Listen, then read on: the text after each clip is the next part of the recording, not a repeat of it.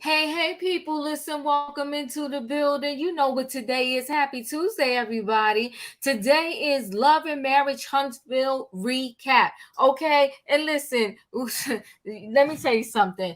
It's a mess. It's a mess. They giving us what a show over there. I'm still watching. Are y'all still watching? But anyway, y'all know what we got to do because we're going to get this train ride started, all right? And thank you, Julius. I see you in the chat there. Y'all know what y'all got to do so I can board this train. What do you got to do? You got to hit that like button. So don't be hopping on this train for free. Hit that like button, okay? Because that is your ticket on this train. And let me know what your ticket number is when you hit that like button. Come on, that's right. Hit the like button, people. I'm about to board this train, but before I board this train, y'all know what y'all got to do. Thank you, Latasha. Thank you, Tay. Y'all know what y'all got to do, right? Y'all got to do a what in the chatter?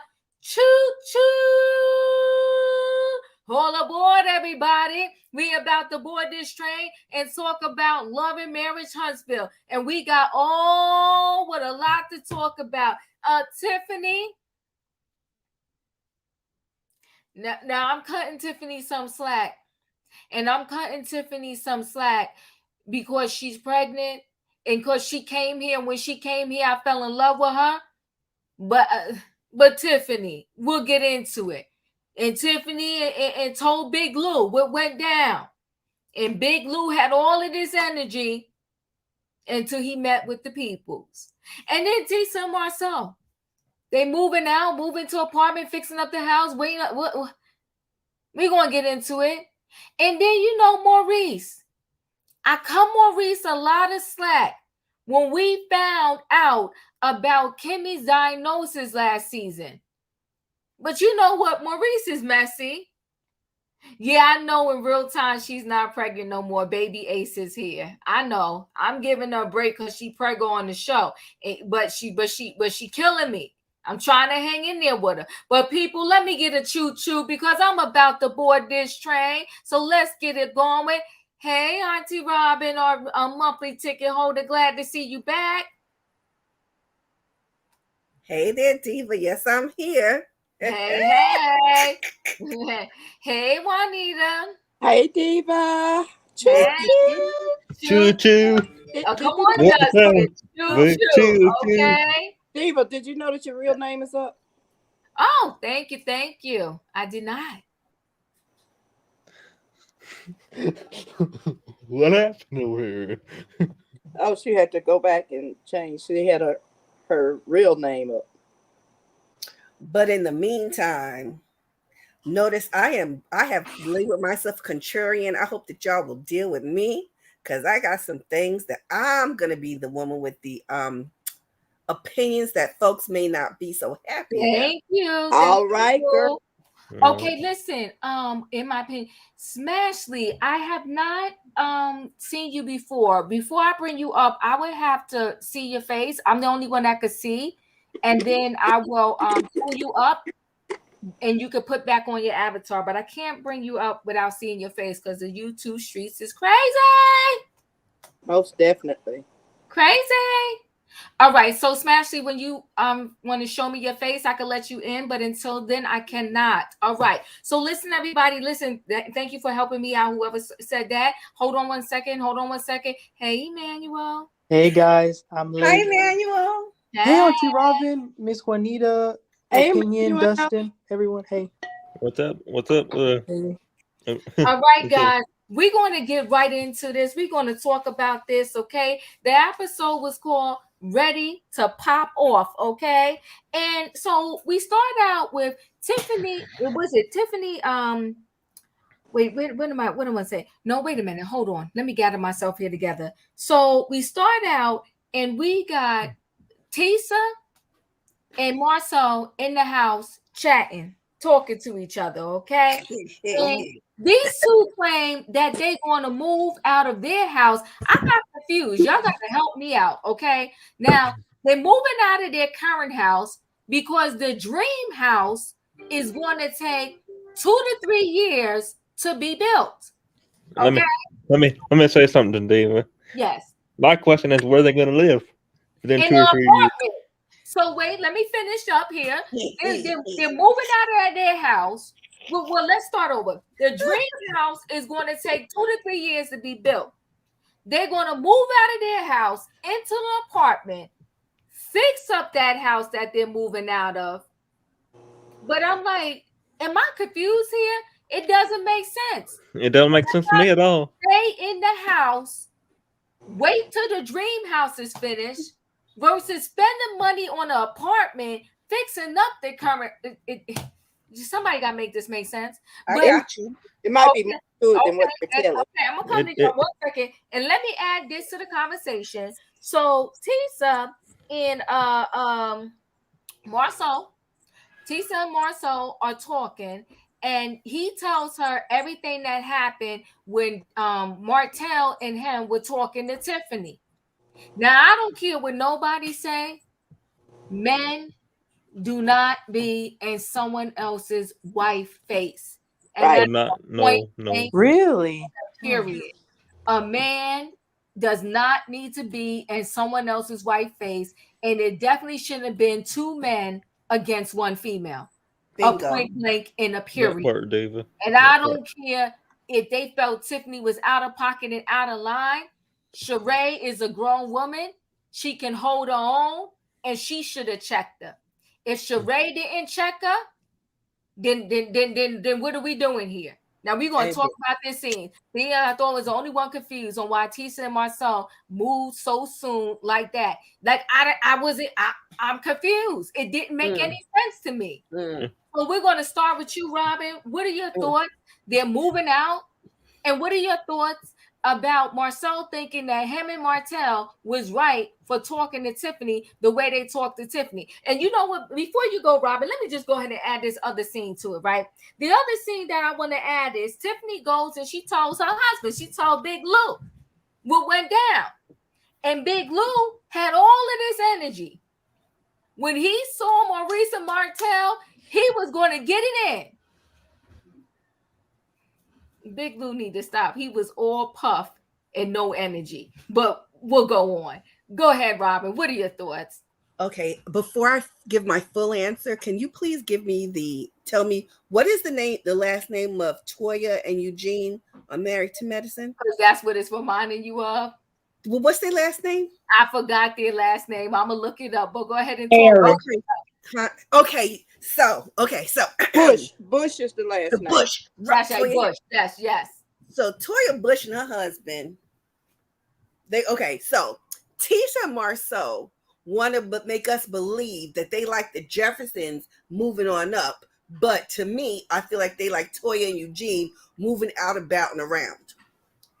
I don't pay a lot of strong attention to what I see, but I feel like, didn't they live in a different house before? I'm just remembering like their scene, a couple of their scenes. It seems like they were in a different house before. Now they're in what looks like a smaller house. It doesn't make any sense to me. They're moving out the small house to an apartment, to leave the small house, which is, I believe, the second house, to be renovated in until Scott Manor is built so they can move into that. But they won't move into Scott Manor until after they go into the rebuilt tiny house.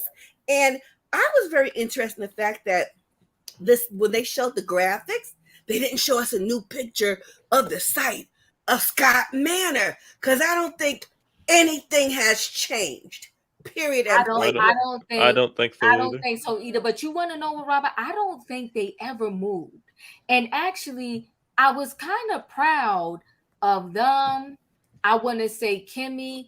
I really felt like since the show started, they all, with the exception, of course, and understand why, Melanie and Martell, they all were still in their same homes.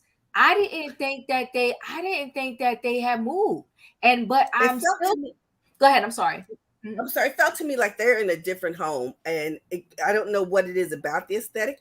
For some reason, it just seemed smaller, unless they got bigger. You know, like when you're a kid and you go like to church, the church seems like a huge cathedral, and you go back and you're 40 years old, you're like, oh, this ain't nothing, that little place. So that's the way I saw it. Now You could be about right that, because they saying they was in a townhouse the first 2 seasons. I don't know why I felt like it was the same house, but either way, it ain't making sense. But go ahead, Robin. and they won't and they don't. Now on this whole confrontation, I am so with you about this whole Tiffany, Marsau. When I saw Tiffany having her conversation with Martell and Marsau, first and foremost, under false pretenses, because she was lured to talk about business, and that was not what the conversation was. Hey, hi, vibe. Wow. But more important than that, I was like, dang, you have a punk and a poser. Martell is the punk because he can't step to nobody. Marsau is a poser because next to Martell, he looked like Big Whoop. But he's also being messy, meddling in other people's business that they have nothing to do with him. But if it was a big deal, Chateau Fake Charade by She Who or What should not have even been in the position to have to talk to Martell, the she girl person. People might be my friend, but we don't, whatever. Ridiculous. Mm. Did y'all Listen, follow me on that? Somewhat, Robin, but Brace said, I 100% disagree. I think Martell and Maurice were 100% correct talking to Tiffany the way they did. Tiffany knows she's pregnant. If you were going to step out like that, you get what you get. So Yeah. I come Right, from she has pregnancy privilege, but that conversation, like Diva said, it was between Sheree and Tiffany, and Sheree had no smoke, no comeback, no quick wit. If she had a real issue, she would have took it to Tiffany. But you know what? We have seen that she's such a poor actress that she needed to pass it on. Like Yes, she's she a is. relay race. Take the I'm baton. sorry. Yeah, they saying the Scots were in the townhouse. Okay, I got to go back and look. But let me say this. I come from the school of thought where when you got a husband and wife situations, the husbands speak to the husbands and the wives speak to the wives. A husband should never be in somebody else's wife face having a dispute. And if you are, it should have been Martell speaking to Tiffany, not Tiffany and Martell and Maurice both kind of gaining up on her. I thought it was highly inappropriate. And this I know for a fact. If somebody would have did that to Tisha, Marsau would have fell the heck out. He wouldn't have liked it at all. So why would you do that to somebody else's wife? I thought it was disrespectful, out of pocket, and out of line. Juanita, what are your thoughts? Well, first of all, Marsau didn't have a dog in the fight. And I'll be right back. He had no business interacting. And plus, I agree that because of her being a woman, neither of them should have jumped in the business. They giving me Mary Martell, Mary Marsau, messy, getting into women's business because Tiffany and Sheree could have stood on their own. It was just ridiculous. And then the thing about moving around in a different house, I don't understand that. What's going on? I mean, okay, so you got this big mansion that your dream house, and it's not going to be built until 2024, 2025. You're moving out into an apartment, and then gonna move back. That don't make sense. Why would you waste money like that? Exactly. I don't want to say waste money. Why would you spend money like that, right? Exactly. Because if you're going to sell the current house that you're in and you want to do some renovations, but you dealing with all the money you have to pay for your big dream house, but now you're going to use some of that money to renovate, it just doesn't make sense. It doesn't. And Tiffany was right to go to her husband, because that's what I would have done. 2 men sitting up talking to me crazy. I'm not going to talk to you. I would have got up and left completely. That part. I wouldn't have stayed and entertained it. That part. I would have told him, you need to talk to my husband. That part. Sheila said, my husband saw the men confronting Tiffany. He said, oh, heck no. That is a no-no. Yeah. That is one of the unspoken rules. You do not go in somebody else's white face. That's right. That's it. Emmanuel, what are your thoughts? Well, with the apartment thing, I too thought I was the only one that didn't understand because I was like, why would you move from a house to an apartment? And then I was like, and the way they said it too, like they said it like they just brushed over it like if it was nothing. But then, okay, regarding the Tiffany thing, I love you, ladies, but I totally disagree with y'all. First of all, Marsau and Martell were not all up on her face. They were just having a conversation with her. Second, none of them called her out her name. They didn't call her a B or anything like that. So I feel like it was a little bit respectful. They And called her Karen. yeah, because she did a Karen thing. Who on their right mind goes and tells someone, are you okay with, how does it feel to date a cheater? But Because that you was guys, between her and another woman. The right, men and you that's what I do was gonna that. say too, because The men never do that. y'all keep saying Sheree should have handled it. You got to remember, this is the first time Sheree ever met Tiffany. She had never seen Tiffany. This was their first encounter. So of course, Sheree is coming there as a guest. She's meeting Martell's friends or supposed friends. So she's trying to make a good impression to some extent. So she's not gonna be like fighting Tiffany right in that spot. That's why if you look at the conversation with Martell the day before, I'm confused. Like, this is what Tiffany said to me. And that question about if the P is good enough, that was very, very out of place, out of pocket, very vulgar. I think Martell had every right to confront her about it. And I don't understand why he would have to have gone to her husband. Her husband wasn't in the conversation. There's nothing he had to do with it. And I'm going to steal a line from my boy Sebastian. Equal rights, equal fights. Look, Emmanuel, I love you to death, young buck. As they say, old school, young buck. Listen, this part. Women handle women. Come on Men now. handle men. What it looked like, her husband's having a conversation, and she go jump in their face. What would that look like? Take it in a reverse role. I get what y'all saying, but I just, again, it was something Tiffany did. Yes, but Tiffany and Sheree were two women, and Tiffany thought she was having a conversation, even though she was wrong. She was having a conversation with another woman. And Martell and Marsau should stay out of women's business. That part. But let me ask you this, Miss Juanita. Is it women business if it impacts Martell? Because okay, I know it might be a fake relationship. Let's put that aside. Let's pretend that's actually his girlfriend. Okay. That's my girlfriend. Stretch. So it's my business also, because that's my girlfriend. Emmanuel, let me say this to you. All right, if we put aside for 1.2 seconds and say, okay, maybe Martell had the right to speak to her. Why was Marsau in it? I think Marsau is just like a bystander. I think he was just there. I don't think he much. He was. So it was okay that he was in her face. Was he? It was all in the conversation. Yes, he was. So wait, you got some people agreeing with you, Emmanuel. Tony agrees with you. Okay, they saying let you speak. But listen, I'm gonna go 10. They said Tiffany acted like a Karen. Listen, I'm still gonna go 10 toes down that no man should ever be addressing and questioning a female like that. And those two, if you want to say that he was in their face, they was tag teaming her. Yes. They tag teaming her for sure. And I'm gonna tell you this: do you really think, Emmanuel, that Marsau would have been okay if somebody did that to Tisha? Probably not, but I also don't think that Tisha would ask those inappropriate questions, because I also didn't like the way Tiffany went back home and started to act like a victim, like, oh, they came after me. No, you got all this smoke, back it up.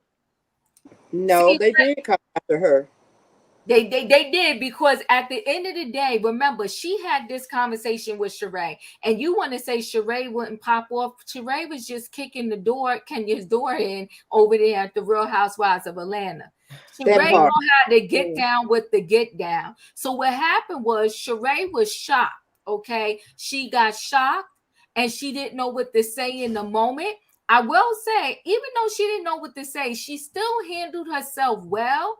But Sheree really didn't know how to really come back, okay? And maybe she wasn't coming back because Tiffany was pregnant. But in my opinion, what are your thoughts? Okay, Diva. Oh, this gonna be a rough one Uh-oh. because I have to agree with Emmanuel Oh tonight. my Really? Really, And let me opinion? let no, God. let me tell y'all why. Let me tell y'all Yay. why before y'all come, because y'all finna come at Take me. take I it said where you this get it, last Emmanuel. I said this last week. Okay. Here's the problem. Uh-huh. Tiffany is in Martell's friend group. Sheree shouldn't be checking nobody in his friend group. She did right. She came to her man. Let's act like he's your man. She came to her supposed man and told her man, "Look, your friend said this to me," and he was like, "She said all that." Okay. Now, true enough, let me tell you something. First of all, y'all know I'm old school too. I don't like seeing men and no women face. Okay. So take this out, take all this out. They was meeting to talk about a Selma project. Mm-hmm. And Martell was talking to Marsau, and he was like, I don't know if I should bring this up. And then he was like, but I got to because this was weighing on me. I just want to know why. Okay, so we all know how Martell can act. Okay, we've seen him act out. Okay, keep in mind that boy didn't raise his voice. He didn't get in her face. He didn't act none of them toxicities that Marsau shouldn't have been there. I give y'all all that. Marsau shouldn't have said nothing. And Martell should have shut Marcel down, but he ain't grown enough to do that. So I ain't expecting much from Martell, okay? But as to him, he's like, why is my friend group, somebody that's in my friend group, I invited you. I'm cool with you and Lou. Why is one of my friends going to my lady and saying, why you dating a cheater? How does it feel? Is your pee really that good? You think your pee that good to like nobody is expecting nobody. I'm not expecting nobody I invite to my print out, my album cover, whatever, to come there and harass somebody that I'm trying to cope. I'm just not expecting it. Yes, was it wrong time? Absolutely. But did he have a right to say something when he saw her? Absolutely, he did. Because she said it out of her mouth. And I would have been mad at him if he didn't say something. Like, because it's so many times we ask people to be honest and say what they really feel without getting all, escalated and without being so toxic and everything. If a man came to me and he was respectful and he asked me a question, I can answer that. It's when you're getting disrespectful that I feel offended. Leo said that production must have edited out when Marsau told Big Lou he should have smacked Tiffany. I do remember that was part of the thing. That part was in the previous scene review. That you are correct. I'm remembering that.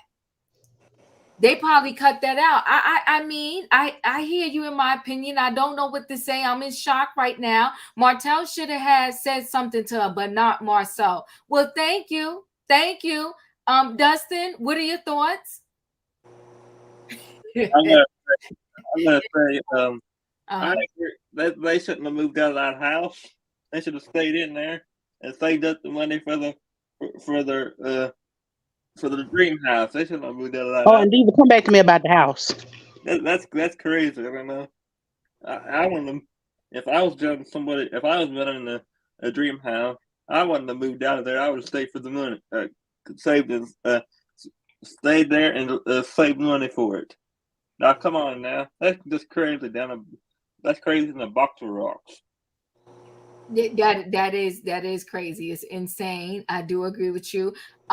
So go ahead and my opinion. What did you want to say about the house? Okay, so from what I got from the clip of it, I thought they was moving out until the renovations was done, and then they was gonna move back in. They didn't want to have the renovations done while the kids was there. Well, In their current house, though, I get that. I understand what they're doing, but what I don't understand is why are they renovating the house that they're currently in, and the dream house is supposed to be ready in 2 or 3 years? Because once they move out of, they gonna keep the house. From what I was told, they were just gonna rent it out for extra income. So why not wait until you? Why it's not making sense? The math ain't mathing. Let me. I just feel like if your house is in bad shape, yeah, you should get it fixed. Especially if he talking about fixing up everybody else's house. Let me say something. Wait, I'm coming back to you, Dustin. But 1 minute. But you are renovating a house. We're ready in 2023. I believe she said the house is going to be ready in 2024 now, right? I think she said 2025. Maybe it was 2024, but it was one. Okay, but let's give it 2025. You got 2 more years. Why would you move out of your current spot into an apartment? That house can't be that ratchet. That's just crazy to me. It's insane. But go ahead, Dustin. What did you want to say? I said that that's just. I wouldn't have moved out there. I would have just stayed there. And she must have had. They must have a lot of money to do that. And why would you do renovations when you're living in it? I would have waited. Even if they are doing renovations on this house they're living in now, I would have waited till they were gonna rent it out and then do the renovations after they got out of the house. That part. So, and I can see if they were staying in that house and they was in the building a dream house and they were staying there and they wanted to renovate it, it would make perfect sense to me. Go ahead and move out, go in an apartment, gut the house, renovate it, and then come back in when you're done. And boom, you're staying there. But my whole thing is you building your dream home. You know how much money that costs? And so now in the midst, and it's stressful. In the midst of you trying to build your dream home, you're going to add another renovation on top of that and live in an apartment. And so to me, you will also need some type of storage space. I doubt if the apartment, because it wouldn't make sense you rent out a big apartment. What about if the apartment is going to fit everything that is in your current house? It's not making sense. The math is not mathing. So High Five said that's the younger generation. We don't. I bet you they're gonna get. I bet you they're gonna get like a storage unit and put all the stuff in the storage unit. Yeah, that's what they're gonna do. How this plays out. Hold on 1 second, Dustin. High Bob said that that's the younger generation. We don't believe in men stepping to women regardless if the woman is wrong. Hallelujah. We do not. Hallelujah. Yep. Julius, what are your thoughts? Ooh, child, what them two gossiping birds up to now? At this rate, like, listen. It can't get any more crazier. I'm sorry, I can't get any more crazier than what it already is. It's like exasperating at this point. Now, do these two people with the house situation, just my opinion, I think they foolish. I think they are too. They could renovate like a piece by piece while still living in their current house and saving money for their new house at the same time. Now, correct me if I'm wrong, a new house can take a matter of months or even to a year. I have not heard of like 2 to 3 years. So the math to me ain't mathing with that kind of timeline. Hello? The only kind of thing that I could think of, unless they had a like a delay in the construction. That's the only kind of thing I could think of. Yeah. Keisha said if Martell didn't leave Sheree by herself at the event, it wouldn't have ever happened. Sheree should be mad at him too. Holla, because they was playing this fake relationship. You know, she was lost at the event. It was just a whole hot mess. Now to that event. Huh? Now to the event where Tiffany. That's where Tiffany spoke to her at the event. Now. At the event. The two male gossiping women, because that's what I call them at this rate. They don't know how to mind their own business. They want to try to come down on her, but they don't know how to mind their own business. Well, Emmanuel, I think he dropped down, but he got a lot of people agreeing with him tonight. Nikki, what are your thoughts? The men speaking to a female. Okay, listen. You know, I always say I'm of two minds with everything, but because I just try to be fair. But I will say this regarding, I think it's Emmanuel. I don't know everybody's name. first, I think everybody has the right to respond how you deem necessary. I think everybody has the right to respond however they feel, whatever's on their spirit that day. That being said, I do think just because something is your right, because I think that's what Emmanuel kept saying. It's my right. It's my right. Mm-hmm. Just because it is your right, don't make it right. You know what I mean? So just because you have the right to do certain things, those things could be terrible. You shouldn't necessarily do them. Mm-hmm. Nikki, hold on 1 second. I'm going to let you finish. But holla, April. First, it wasn't Marsau's business to be in a combo. Sheree, Miss Bone Collector Carrier, got a little taste of karma. Come on now. Sheree is definitely the bone collector. Sheree isn't new to the game. She's true to the game and been playing the game longer. Holla. Thank you, girlfriend. I appreciate you. Smashley, I do see you got to show me your face and then I'll let you up. Go ahead, Nikki. I'm sorry. No, you're good. You're good. The other thing I wanted to say that part again. Huh? Can you say what you said again about the what did you say? See, that's why I need you to say it again. Just because it is right, don't make it right. What was that? So I think a lot of people lean on when someone has bad behavior or things they don't approve of, they'll say, oh, it's my right, it's my right, it's my right, right? Mm-hmm. I feel like this. I feel like just because something is your right doesn't make it right.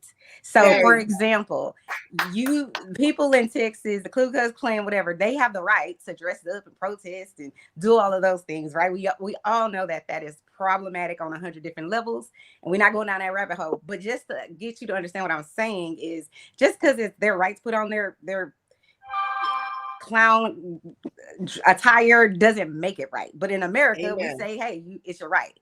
So what I'm saying is, when Emmanuel, I think it was Emmanuel that was saying, he has the right to respond or whatever. He's right. He does have the right to respond. But is it right? I don't know. But I also wanted to say, I haven't seen one episode of this, so that's why I came on here so I could kind of learn to see if I really want to watch this show. But I will say this, in general, men, in my opinion, have a presence, right? So it's sort of like an unwritten presence. We all kind of know, especially if you're a woman, we all kind of know. It's sort of like if you're a mom, right? You tell your husband, tell the kids to go clean up the room. The man will come in the room and be like, clean up the room.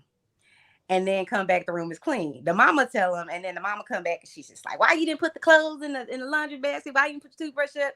It's just, we have a different way.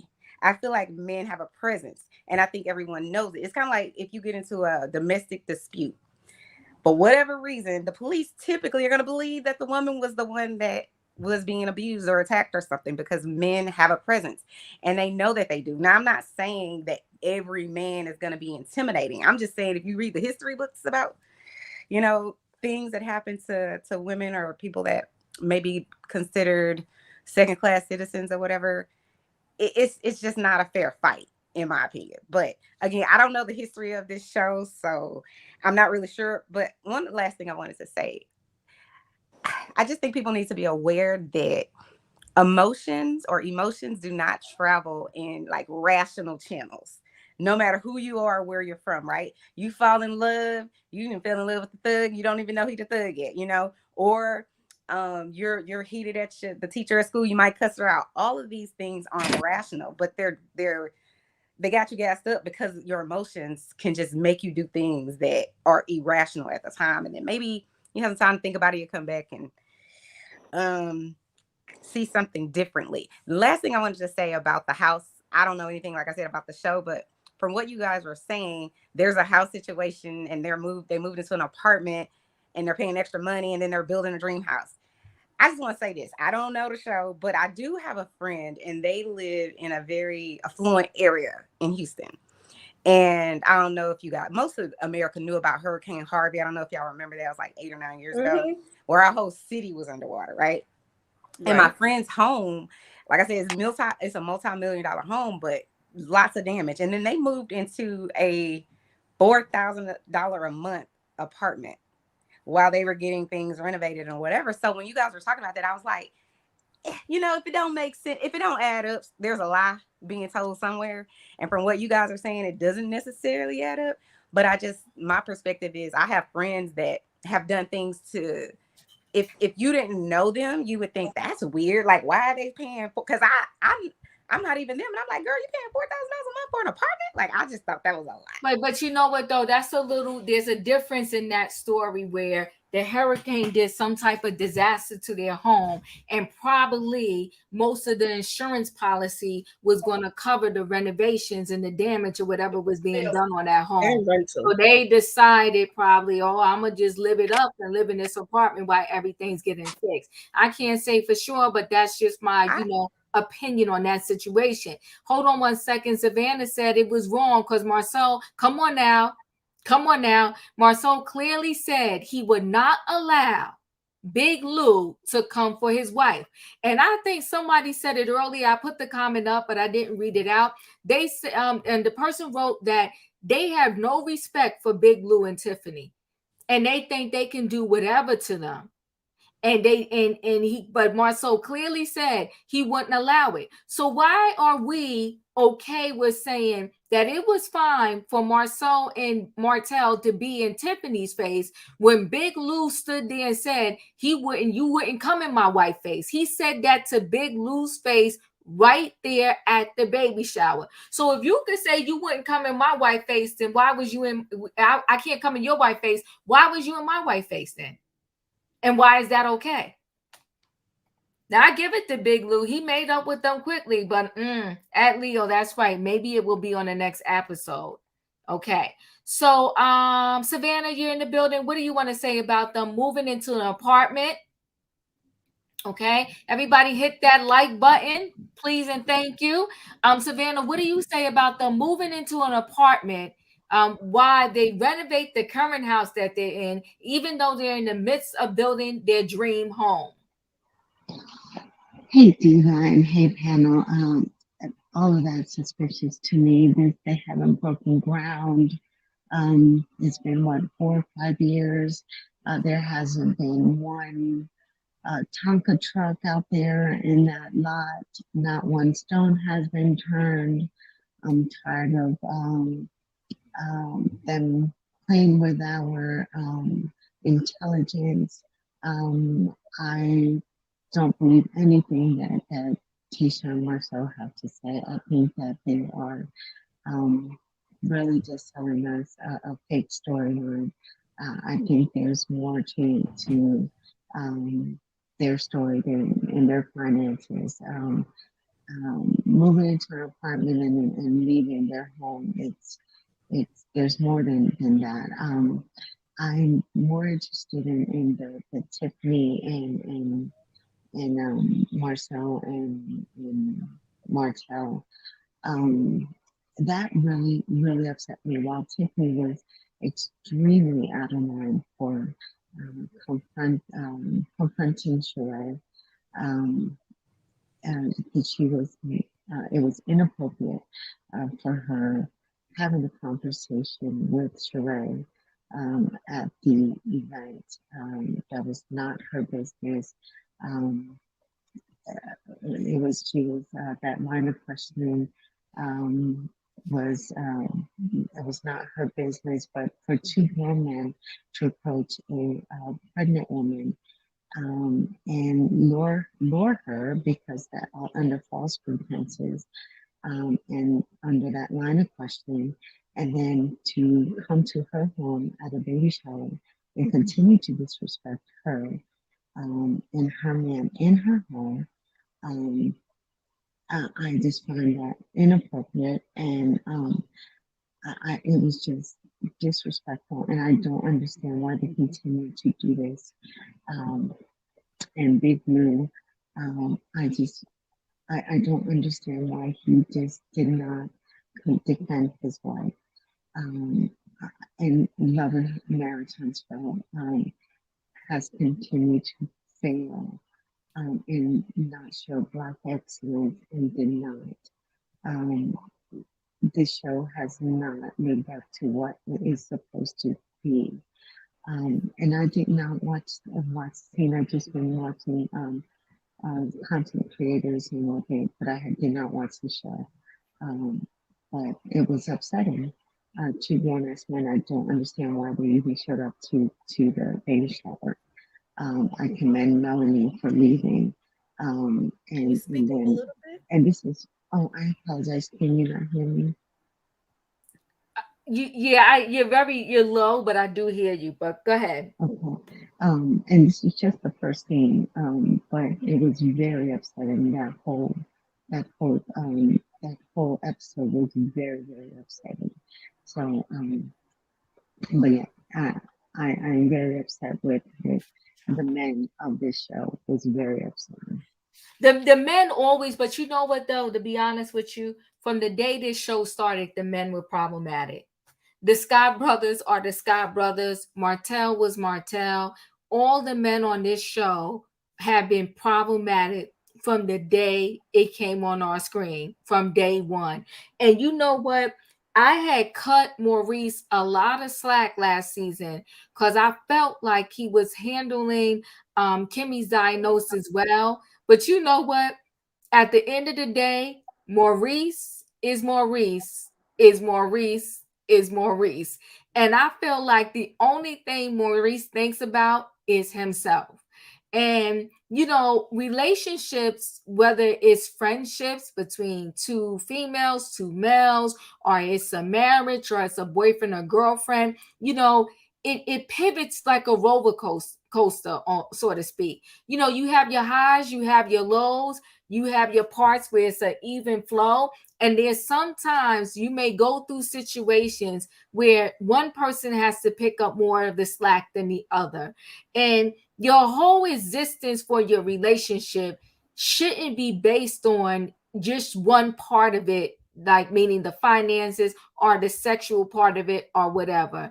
I mean, for Maurice not to understand that Kimmy's going through a lot right now, and you know, maybe those part of her wifely duties of having sex with him every second and every minute is not at the forefront of her mind. And for him not to understand that, he's a whole hot mess.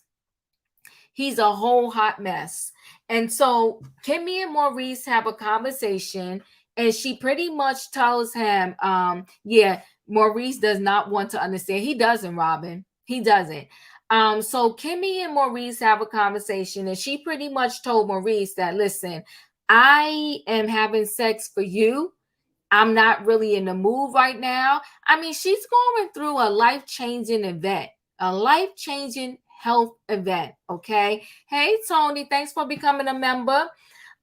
So, you know, Kimmy is going through a life-changing health event where, you know, she found out she had breast cancer. She cut off her hair on this show. She's getting ready to go through radiation. She's been through chemo. I believe she's also going to have a surgery, right? So, yeah, I think so. Yeah. It's like she's going through all of this stuff. And it's like, he is just, I don't know. He's just self-centered. Can I comment on that, please? You can. Give me a minute. I'm gonna let you in, Sebastian. How you doing? So I feel like he's just so self-centered. And then, but my thing is, Kimmy should have kept it to herself that she was, you know, she had to fake it. She was, you know, I mean, because then he's like, well, you've been faking it, so now how am I going to know, you know, when you being real or you're not faking it or you're happy? And she's like, I'm just doing this for you. The conversation was a mess. Maurice is a mess. And I feel like Maurice is a big selfish baby. You said Kimmy's faking it like Jasmine on Summer House. So Sebastian, what are your thoughts? What do you want to say about Maurice and Kimmy? I never praised Maurice last season. I remember Diva came for me. Yes, Diva came for me because I said this. I don't understand why we all praising him for doing his job as a husband. You did. And Diva came for me. I never praised him. I never praised him because I said it doesn't make sense why people are praising him as if he's not supposed to stay with his wife and help her. That's exactly what you're supposed to do through sickness and health. Mm-hmm. And Diva was like, well, you know, a lot of men walk out on women when they have these diseases and stuff. A lot of men walk out. And I was like, well, then they're not men. So I'm not shocked of this behavior that Maurice is portraying on national television right now. I'm not shocked because I foreshadowed it. I foreshadowed it But from I a am mile away. And I'm shocked that people did not realize that because Maurice is fake. So is his brother, and so is Martell on this show. All the men on this show are fake, and even the women are fake too. Yeah. This show is a problematic show because it's reality TV. It's what we see that's edited that makes the cut. It's not what we see that's live. We don't see things that are live. Well, you know what? In all fairness, right? What reality show is not going to be edited, and they're not going to show us what they want us to see? So that's really not the problem. I think there's been some shows that there's been authentic things going on. We was able to see it, and they're getting the same edit and cut that we, would normally get. I will say this, in my opinion, this is authentic Maurice. He's a Scott brother. Okay. Those Scott brothers are problematic. He's showing his real self. I mean, especially the one that you did an interview with. Oh God. Woo. He told the whole story, that Mark guy. Right. So he's showing his authentic self. I don't think it's anything to be edited or remixed or whatever the case may be. And he doesn't even see this as problematic as him not being seen as in a good light. He thinks as a man, it is a wife's duty, regardless of how she's feeling or what's going on, to serve her husband. You can tell he's self-centered because every conversation they have about Munster, Maurice is clueless. If it doesn't impact Maurice, then you know what? It don't matter. It don't matter. Thank you, Robin. It doesn't matter. So it's like, I need sex. I need you to do your womanly duties. You can tell the dynamics of their relationship. If you remember the scene where she was about to go have surgery, and I think it was like their movie theater area, and they were sitting there, and she was trying to meal prep so that while she was in the hospital, that man wouldn't be hungry. Oh, you better call Uber Eats. Oh, Diva, I want to say one last thing. You notice how he wasn't talking? He wasn't talking about sex last season when Destiny was here. Read between the lines. You know what, Sebastian. Sebastian, I ain't playing with you. You know what though? All jokes aside, I did last season. He caught me out there. Maurice caught me out there because I felt like he was so understanding of everything that Kimmy was going through, and just I saw a different side of him. But that side came and went. You know what, Diva?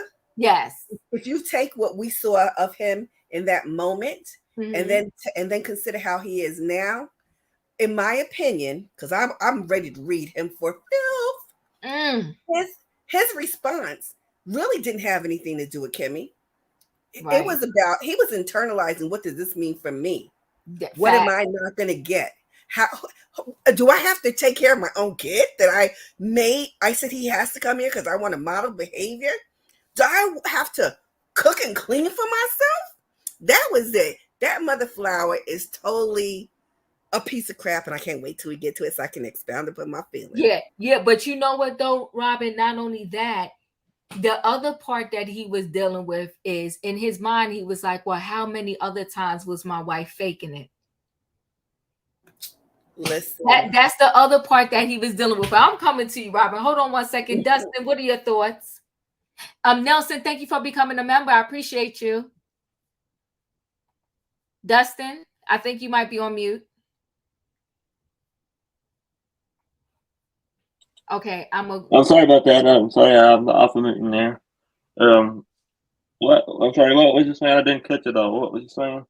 I was saying, Maurice is a piece of work. I feel like he doesn't truly understand the level and everything that Kimmy is going through. On top of her physically having to have chemo, radiation, surgery, it's a mental thing too. Like, it's like you have this life-changing situation that has taken out the lives of others. You're fighting for your life, and this man is worried because at least you had the decency to lay there and let him get his stain off, and he worried about the fact that you faking. I agree with that, David. I think he's a piece of work, and I never liked him, and unless he changes his ways in a major way, I don't think I will like him. I don't like how he treats her with her having the cancer. She, like I said before, and I'll say it again, she needs to rest and heal. She don't need to be fighting with him. Come on now.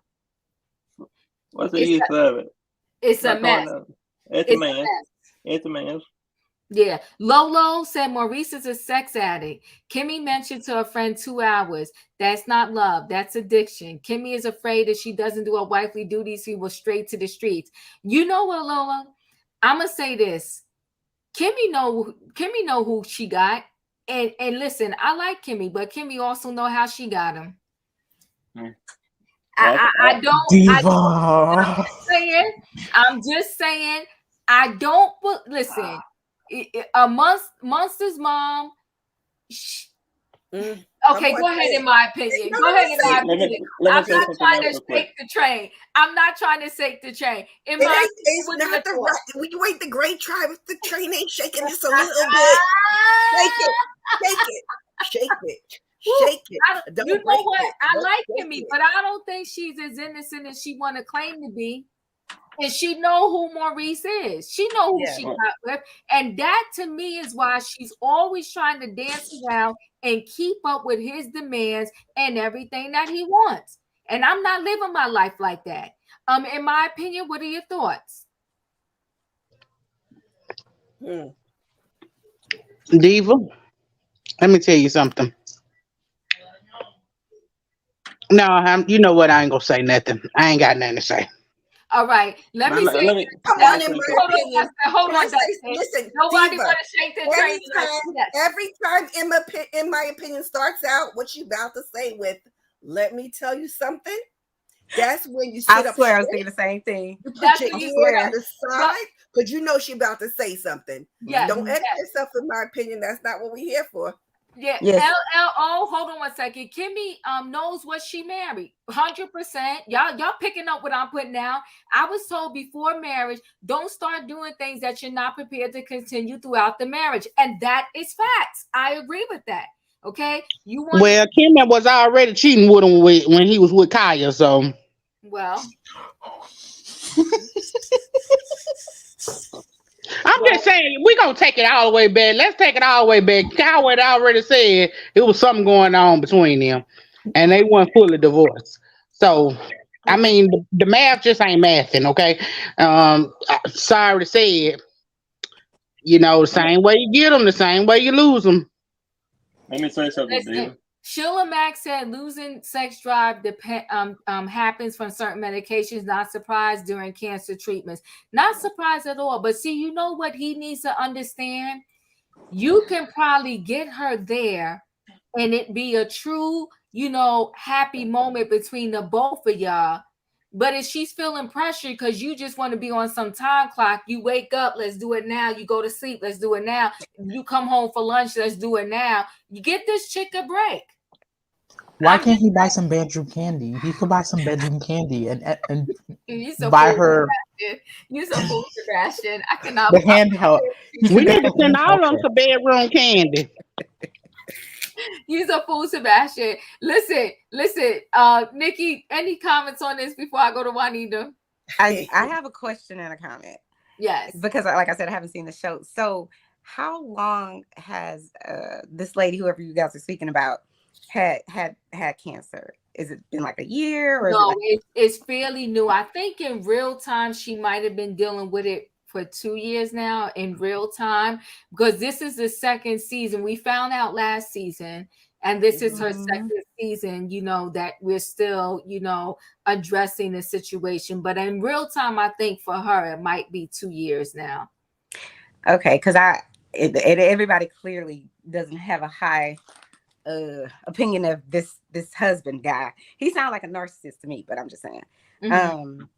But because I was gonna say, it's kind of like what Nene was saying when Greg was sick, and you remember how she would go on Twitter and be like, "Come on, talk to us." Yes, I think, and I'm saying this because my mom passed from cancer, so it's like to watch someone go through that. That's why I was asking what the time frame was, because it can be heavy on the caregiver, so to speak. But I was just gonna say, I wrote this on my Instagram the other day, but I thought about this when you guys were talking, and I wrote, pay attention to the faces that watch you drown. So it's like you need to be paying attention to. I'm a very positive. I'm like, pay attention to the positive in life and all this, but you got to pay attention to the savages too. You don't necessarily have to put them in their place. You don't have to, explain yourself and why you're saying no and all this. But I just really think that if people did that and they were really truly honest with themselves and not live in a fantasy of what they want that person to be, rather than who they really are. Come on now. Then, I think lots of people will be happy, but it's like, okay, so let me be fair. I'm one of those people, like I said before, I like to give people 1,000 chances. However, that's because I want people to give me a chance, show me grace, because I can be a savage if I really want to, but I probably push me over a cliff if I was. So, but anyway, this guy, from what you guys are saying, he just sounds like a classic narcissist, because who's that self-absorbed about sex when your wife has a life-threatening illness that plays yo-yo with people live all the time, Anyway, that part. That's what let me just say this, and I'm coming to you, Juanita. Let me say this, right? So you said a key point, Nene addressed this situation. And that's why, to me, relationships got to be more than sex. Right. It got to be more than sex, because you got to have these things, if not equally, but balance in your relationship, in your life, because at any given moment, something can change. Just like they said, although we are all human beings and your initial attraction to somebody might be physical, but that can't be the only thing that you have going in your relationship, that you're physically attracted to this person. Because what happens when the physical change? Are you out? Yeah. Are you leaving? Are you getting another person? Right, that part. What happens if you're attracted to the money? What happens if they lose all their money? Are you out? Are you done? So you gotta even these things out. And you got to really be, in my opinion, connected to the core of the person, so that when all these other things waver and change, you and that person will still be good. Because I wasn't really here. I enjoyed the money, but I wasn't here just because of your money. I like the way you look, but I wasn't here just because you look good. Okay? So you have to have a little more substance to your relationship, so when some blow comes at you in your relationship, it doesn't knock you down. Diva, what you said is a public service announcement for Kim Zolciak Bierman. It is a Kim Zolciak Bierman public service announcement. Kroy don't have money anymore, and she's trying to run. She needs to hear this. We need to have a whole trending topics on that situation, because she's a hot mess. But you know what though? Kroy played a major role in the debacle too. Major. Hey, Diva. Yes. What? That situation will work for Kim and Maurice had their foundation been built on something solid. Their foundation was rocky, and their relationship is new. So when you got rocky and new together, it don't go together. That's the reason why they're dealing with the issues they're dealing with. They're still trying to know. They still trying to get to know each other as in a relationship. So their foundation started off rocky and shaky and on unbalanced ground. So it's gonna crumble eventually if it keep on going this way. Well, no, she's gonna hang on for dear life. You can. Oh yeah, because she don't want to be embarrassed. Oh, but it's gonna crumble. All good things come to an end. I mean, I'm just saying, if it's not built solid, if it's not built on something strong and solid, it's gonna crumble. Well, you know why I'm saying it's not gonna crumble, because she has seen a lot, been through a lot, and she still ain't letting it break her. She's dealing with it. But Nikki, I'm gonna come back to you, and then Juanita, I'm coming to you. Go ahead, Nikki. What did you want to say? I was gonna say two things, but the thing I was gonna say, y'all remember that movie, Diaries of a Mad Black Woman? And the guy, like, he went and found, he was dating a girl at the office, a little pretty lady in her 20s. Meanwhile, the main chick, the wife, was like holding him down, and then the moment I think somebody tried to kill him or something, or what is it called? His client. Pow him. Uh-huh. And he drug her out of that Bentley, that baby Bentley. I was like, I can't. But I just, that populated in my head when you guys start talking about the foundation. The only other thing I wanted to say about the foundation part is like, I try to tell like my younger friends, I'm just like, in the beginning, you shouldn't, when you're dating, you should not be having real marital type problems, like real situational problems. Like if he's a problem 3 months in, people, if you're, excuse me, I want to say, if you're an a-hole and you're 15, you're just going to become probably more of a bigger a-hole later. I'm just like, why are we sitting around waiting for this idiot to show you exactly what he's already shown you, you know? So that's all I wanted to say. Well, you know, sometimes people are determined to be married. And I get it, right? We were all meant to be in this world with a partner. So, but my thing is, are you going to get married by any means necessary? There's going to be a cost to that. Juanita, your thoughts? I think Kimmy, she knew what she was getting into because she and Maurice was fooling around before. Okay, she knew what type of sex drive Maurice had. Yes. And that's how she got him, because apparently he wasn't happy at home, so he started to tip and dip with her. So that you know, that's it. And as far as marriage, you know, if he loved her, it would be in sickness or in health. He would be more concerned with her than himself. I mean, if you know your wife has been through chemo, she's got cancer, and she's going through all this, man, go somewhere and take care of yourself. You know, don't put it all on her. You know, it's just not right. And I do remember when Sebastian said that is what Maurice is supposed to do as a husband, which is right. That's what he's supposed to do. He's supposed to take care of his wife. He's supposed to see about her. But the way he's acting like a pure butthole. He is. He's acting like a 2-year-old. He's acting like a brat throwing a tantrum. He's acting like his brother, Marsau, and he's acting like Martell. Oh no, he's definitely acting. He's throwing a little tantrum. He was sitting in that car, and I think his final words where he tried to clean up, talking about, I just want you to be okay. I think that's when he remembered, oh yeah, the cameras are rolling. Because I think it's easy for them to get comfortable and forget after a while that the cameras are rolling. Exactly. Yeah. And so when he remembered Big Baby Shilla, when he remembered, that's when he wanted to clean it up, talking about, you know, I just want you to be okay and cancer free. Stop, Maurice. Stop. Yeah, because you've already shown your true colors. That part. And every chance there's a conversation with him, it's always about sex. The last trip that they went on, he was talking about when they went to the retreat. Right. He's talking about not getting enough sex. Like, Maurice, stop. And you know, look at him. I mean, he ain't all that really. It's like all that in a bag of chips. So he just, you know, I don't know who he think he is, but he's not that. He's just arrogant.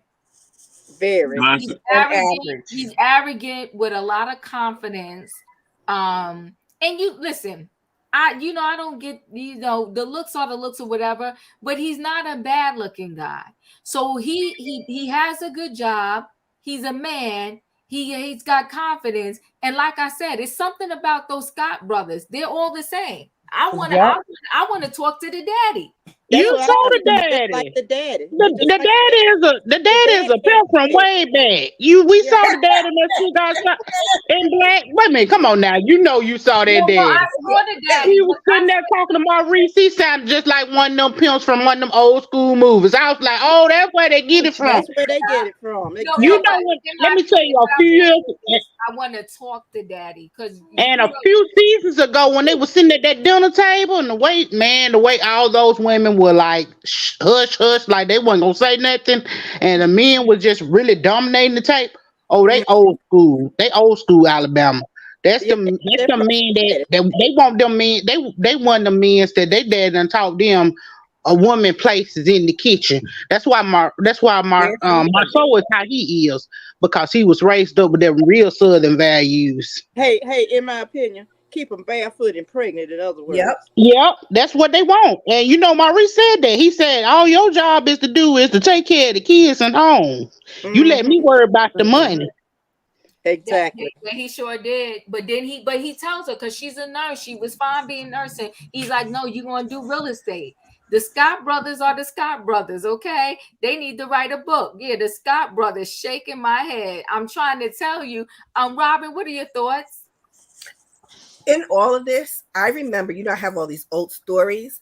When I was in college, there was a woman who was older than me, and Cheryl, God bless her soul. Cheryl said something that I'm reminded of today, and it really applies to Maurice. She said, you know how you have your friend that you hang out with, and your friend gets sick, and you go and you try to nurse your friend back to health? Tell the truth. You don't really want them to be healthy. You want them to be healthy for you. If somebody has a cold, you're going to bring them that tea and that soup.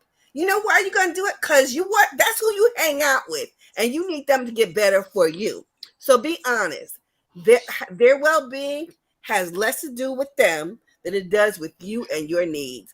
And by the way, that is slimy, slippery, disgusting, self-centered, selfish, arrogant, take care of my kids, fulfill my needs, Maurice Scott. I often wonder if what he would say outside of the show. Just like, when it was with Tiffany, I saw a different side of her when she came here. But she went back to the show and she was Tiffany again. I just wonder what Maurice would be like outside of the cameras of the show. He's horrible. He's horrible. I don't think he's multidimensional enough to present to us many different facets of what could be himself. He has shown us things that are, me, I get into my whole thing about being trained. He's trained to do things and be a particular way, but he's not learned. He's not open. He's not receptive, and he's not adaptable. So you know what you would get? Same damn thing. But I think that he does do a little bit to moderate his language because of the cameras. I think that if that mother flower can be having a conversation with his wife about his son and mid-sentence call his baby mama, his ex-wife, without any consideration to Kimmy. That part, Rob. That's himself. That's facts. Okay. That's facts. You're right. Listen, Latasha said Maurice's ego was hurt after she said she was faking it. You are correct. I love the faking it. That blew he was pissed. He kept his cool, but he was pissed. That blew his mind. He was very hurt over that. Can I say something about the faking it? Yeah, say that again. Can I say something about that whole faking it thing? Yes. Okay, so I do believe that she's faking it. I also believe that they started on their get down when she had her office in the building where he had his office, and she wasn't faking it because they was doing their thing in the building, and it was very exciting. And depending how you have ever lived, you might understand. But now they have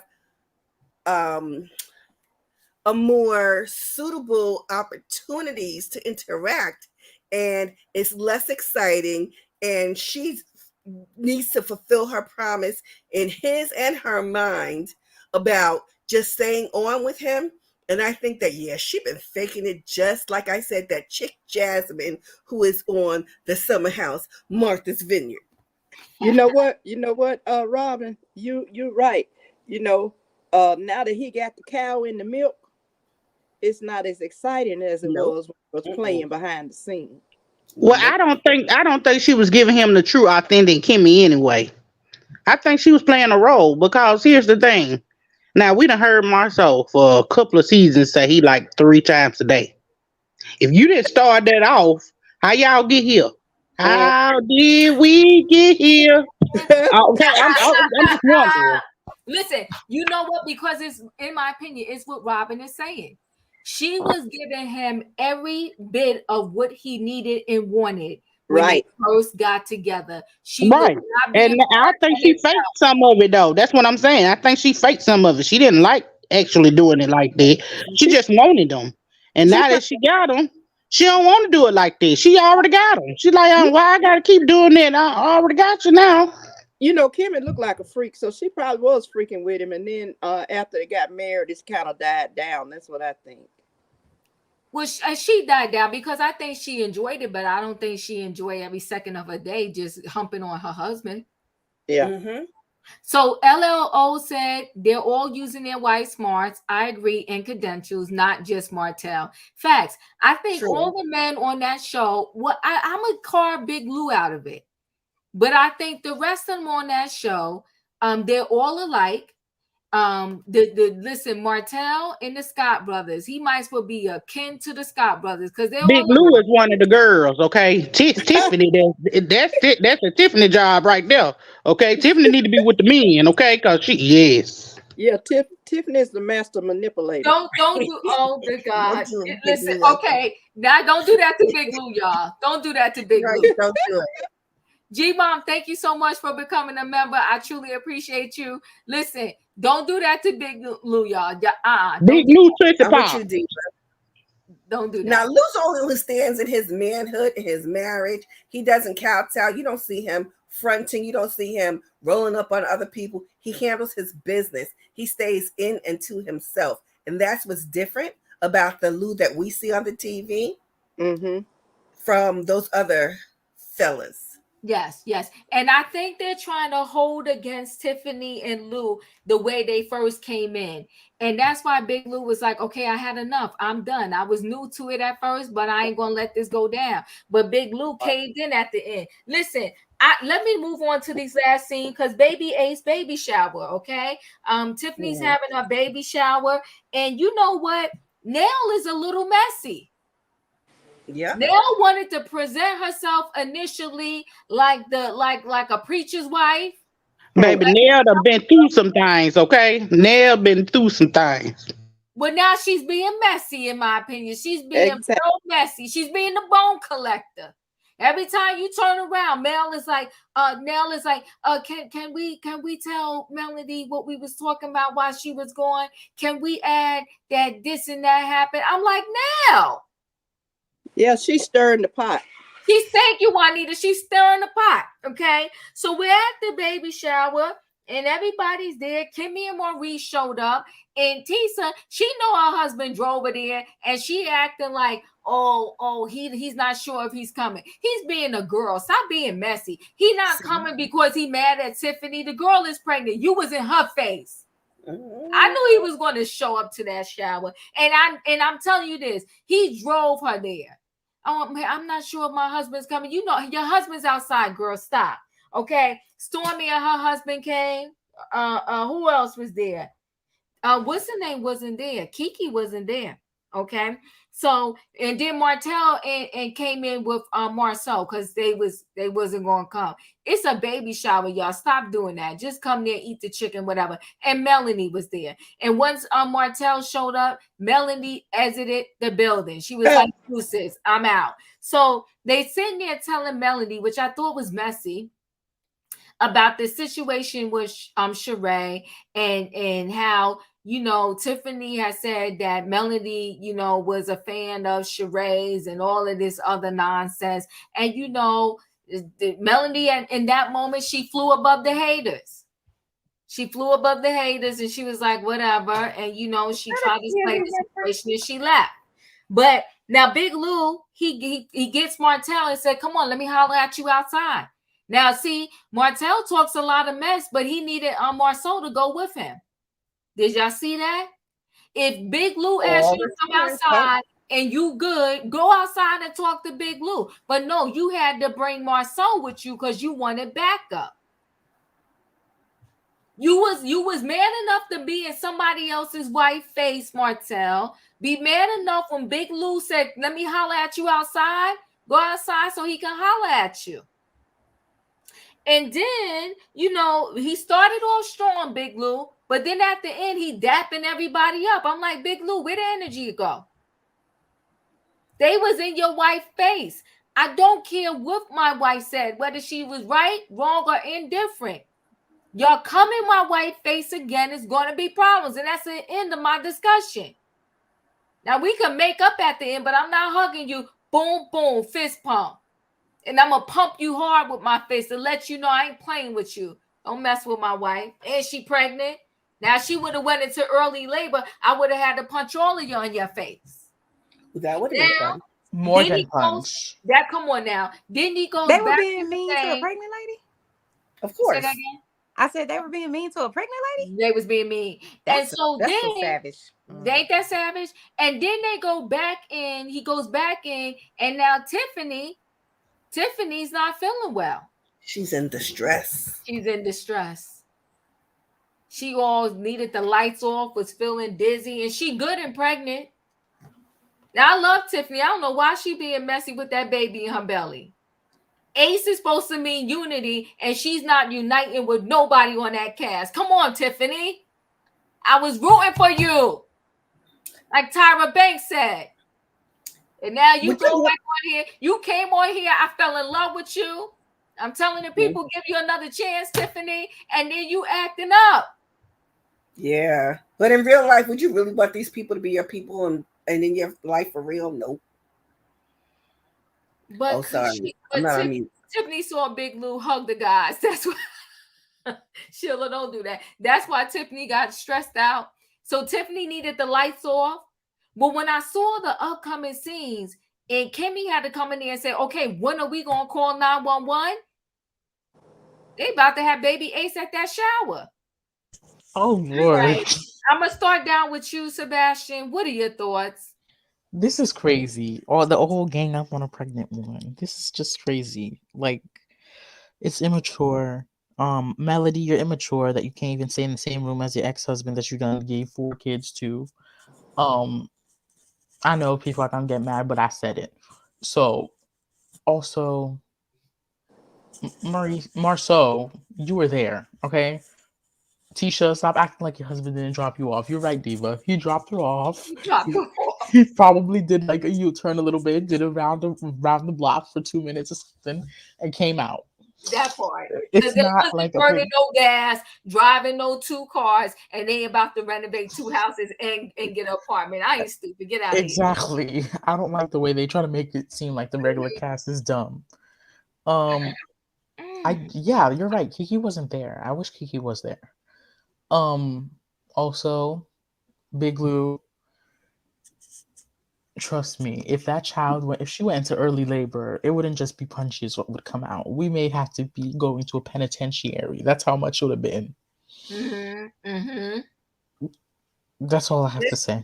Listen, guys. Hey, Marcella, thank you for popping through. So, speak with your girl Marcella, guys. Listen, we are still doing our Laugh Love tour with Royer and I. Our next stop is Juice Radio, and then we will be going to Speak with Your Girl Marcella. We're going to her channel also. We didn't confirm the date yet, but we will be going there. That's my boo right there. Check out her channel. She had a good show tonight. I don't know if y'all know about those twin girls. There's a black girls. They were twins, and they took the life of their own mother. Whew. Go to her channel and watch that the show she just did today. I mean, that was chilling. Can you imagine? Now, it's more to the story because they didn't grow up with their mom. I don't want to botch the story up. So go to Marcella's channel and watch it. But still, you can take the life of your own mother? Good gosh. So great stuff over there on Speak with Your Girl on Marcella's channel. So everybody go over there, like and subscribe, and watch that. Definitely watch that video from tonight. It was just crazy. Somebody saying, Marcella, you got to tell me, but was it in Georgia? I know they were twin sisters. Twins are dangerous, y'all. People need technology. Now you saying the twins are dangerous? Twins are dangerous. It's just the truth. Don't do the twins now. I got some twins. Be vigilant. Sebastian said twins are dangerous. Okay. Oh my goodness. But yeah, she did. Yeah. And then there was this, the other story Marcella had tonight where the, this stand your ground law is crazy. The woman went to knock on the neighbor's door to get her tablet back. The iPad. And the person powwowed her through the door, and she was with one of her little children. 4 kids, and it was through a metal door. I didn't see Marcella, but I saw it somewhere else. What? Yeah, and the woman is gone now. With no warning. That's the thing. Like, you can't be doing your pow thing with no warning. So they are saying, Marcella, that was in Georgia, but Marcella's saying, yeah, it was chilling. It was very chilling. So she did some good stories tonight over there. Y'all go check it out. But this stand your ground law is just insane. People are just losing their mind. They're just losing their mind to take people's lives, talking about I was afraid. That's not what that law was meant for, and that's not. Put that on the trending topics list, Diva. Yeah. They're just being better now. Yeah, that's crazy. But thanks, Marcella. But we'll be hanging out with Marcella, me, Royer, when we round our tour. This is June. We'll probably have time to do it this month. So we'll hook up with Marcella. We're going to Juice Radio, and then we're going to Marcella. But go over there, like and subscribe, people. She got good stuff going over there. Those were some good topics tonight. All right. So Dustin, what are your thoughts here? Big Lou confronting the guys and then hug them. Say it's all right. I think it's all right. You know, I think it's okay. And I think he did a good job so far. I think, and I'm in agreement with it. I don't know about you, but I'm in agreement with it. Yeah. Okay, so thank you, Dustin. So that one was the 58-year-old woman took the 35-year-old's life. And there's a lot of history with this lady. She was calling the kids the N-words. She threw stuff at the kids. Very sad. Very sad. Oh my goodness. In my opinion, what are your thoughts on these final scenes? One thing I want to say, David, real quick. Yes, I'm sorry. I didn't get to say this before, but what's the guy's name that got the cancer? I forgot her name already. Kimmy. Kimmy. I don't think they're gonna. I don't think their marriage is going to last because sometimes when people get sick like that and they show their true colors, sometimes they can't come back from that. I don't know. I just have this feeling that their marriage ain't going to last. I think they're going to end up getting a divorce at the end of this. You can correct me if you think you think it's differently, but it's your opinion. I think they're going to get a divorce after all this is said and done. Yeah, I hope. Oh God, Dustin, I hear you. I hope they.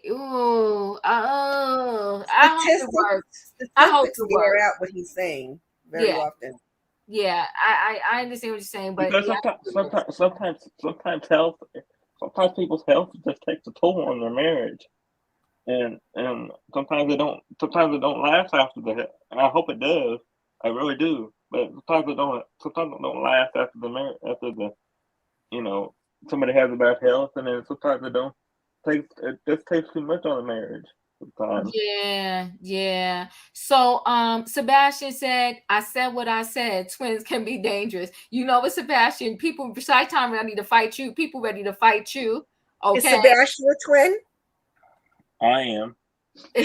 Oh, Dustin, you a twin? For real? Yeah, I got twin sister.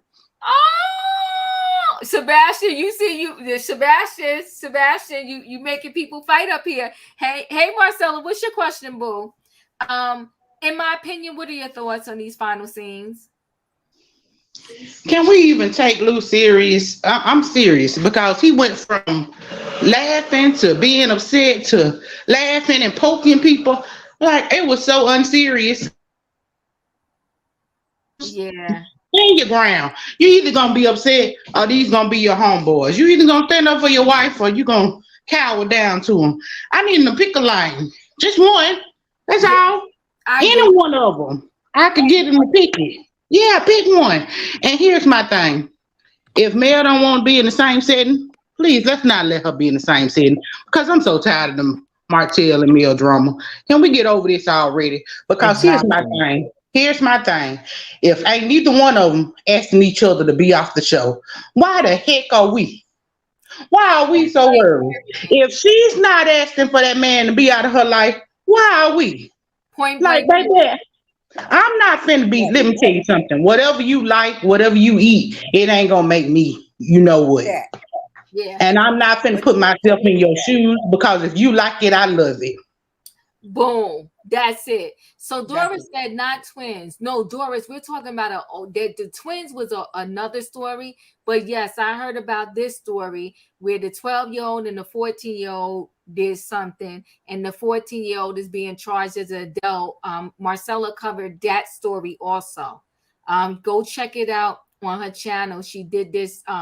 She did this show tonight. Speak with your girl Marcella. Go check her out, Dustin. Yes. Okay. But she addressed these stories, and that's sad. A 12-year-old and a 14-year-old. I mean, what went wrong in your life that you want to take somebody's life? I don't know. It's just crazy to me. They say Maurice don't have no money. Hey, Chi-Town, I did not know you was a twin. Aww. Sebastian, you pissing the twins off. You're pissing them off. Nikki, what are your thoughts on these final scenes? I have a question. Is the Marcel lady that y'all talking about? Is she on this? Is she on the show? No. She has her own YouTube channel. Oh, okay. Yeah. So I just want to say, like, to what, in my opinion, was saying, I agree with her. However, I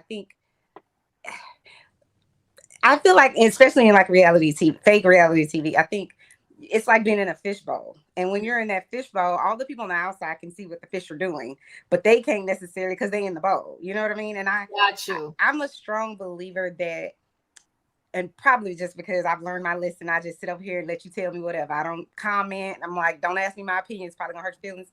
But I feel as though you don't need to tell people that they're in an effed up relationship. They already know that. You know what I mean? Come on now. Come on. Let me sit up now. Come on now. Speak. Yes. I just do really believe that. And so my thing is, if your friend is in an abusive relationship, no matter what type it is, financial, emotional, physical, whatever, they're aware. And even if they're not in an abusive relationship, if they're with some person who treats them poorly, they're aware of it. Yes. I just think a lot of people, I think it's kind of akin to, and I don't want to go down a rabbit hole, but you know how we have like, I forget the name of those games where it's like Grand Theft Auto or whatever. And I've gone to a friend's house and like her 6-year-old is playing this. I obviously feel that's problematic on a whole bunch of levels, but I'm saying that to say this: he's already desensitized by the time he's 12. So it's like when he does something violent, not necessarily saying it's a correlation, but you could draw like a line to say if he's doing this, it's probably a result of that. You know what I mean? I'm following you. So I just think that I just let people live because listen, I want to live. And then also what I've noticed in this life of mine is that people that throw rocks live in the biggest glass house on the block, but want to talk to you about X, Y, and Z. So I don't know. But now I want to watch this show just a little bit because y'all got me a little bit excited. I might get irritated with the narcissism and have to check out, but I'm just saying. Southern girl, you know what? You bring up a very good point. That's how men are. That's what they do. They don't hold a grudge like women, LOL. I can get with you on that, Southern girl. I can get with you on that. And the fact that we don't know how long he was talking to them, and they cut up the scenes the way they need to cut it up because the show was only an hour. I believe the conversation was definitely longer. He got out what he needed to say. And at the end, he was like, let bygones be bygones. And they dapped it up. I'll give you that. You brought me back. I appreciate that. God Willie said to get Martell off the show. Okay. And the 12-year-old and the 14-year-old. Yes. Thank you, Doris. They took their mother's life. What about this? What about this, Diva? The Menendez brothers. Huh? Go ahead, Dustin. I said, what about this? If they want all these people off the show, why don't they just cancel it and start fresh? They need to get a new cast, or they need to cancel the show. You know what? So many people think the answer is a new cast. I'm not one of those people, right? Because it's just like there's this saying, like, don't throw the baby out with the bathwater. maybe the cast is really not the problem. Maybe the direction and the vicious cycle that they're in is the problem. We have seen no growth. And when I say no growth, zero growth from Love and Marriage Huntsville since it started. The fact that they're adults, right? Martell and Melody, and they're still in this vicious cycle of I can't stand you, you can't stand me. I'm gonna leave the room when you come in.